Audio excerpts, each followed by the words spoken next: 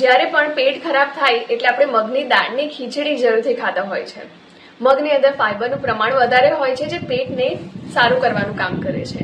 હવે મગની અંદર માત્ર ફાઈબર જ નથી હોતું, તેની અંદર protein, folate, niacin, thiamine, vitamins, minerals, antioxidants, flavonoid, folate જેવા ઘણા બધા પોષક તત્વો હોય છે જે તમારી બોડીને અલગ અલગ રીતે ફાયદો આપવાનું કામ કરે છે. તો આજે આપણે આ વિડીયોમાં જાણીશું એક મુઠ્ઠી ફણગાવેલા મગ નિયમિત રૂપે ખાવાથી તમને કયા કયા ફાયદા થાય છે. ફણગાવેલા મગની અંદર કેલરી બહુ જ ઓછી હોય છે અને તેની સાથે સાથે ફાઈબરનું પ્રમાણ વધારે હોય છે જે તમારું વજન ઘટાડવામાં તમારી મદદ કરી શકે છે.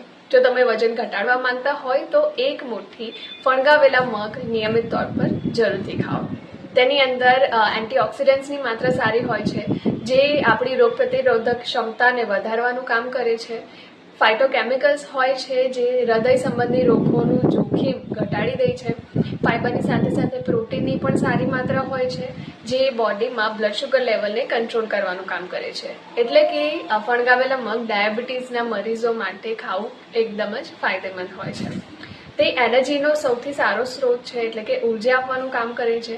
જો તમે સવારના બ્રેકફાસ્ટમાં ફણગાવેલા મગ ખાઓ છો તો તમને આખો દિવસ એનર્જેટિક ફીલ થાય છે, એનર્જી આપવાનું કામ કરે છે અને તે તમારા વાળ અને સ્કિન માટે પણ એટલું જ ફાયદેમંદ છે. ફણગાવેલા મગની અંદર વિટામિન્સ અને મિનરલ્સની સારી માત્રા હોવાના લીધે તમારી સ્કિન અને વાળને પણ હેલ્ધી રાખવાનું કામ કરે છે. તો તમે પણ નિયમિત રૂપે અઠવાડિયામાં એટલીસ્ટ 1 થી 2 વાર ફણગાવેલા મગ જરૂરથી ખાઓ. આ વિડીયોને બધા સાથે જરૂરથી શેર કરો અને મારી ચેનલને સબસ્ક્રાઇબ કરવાનું ના ભૂલતા.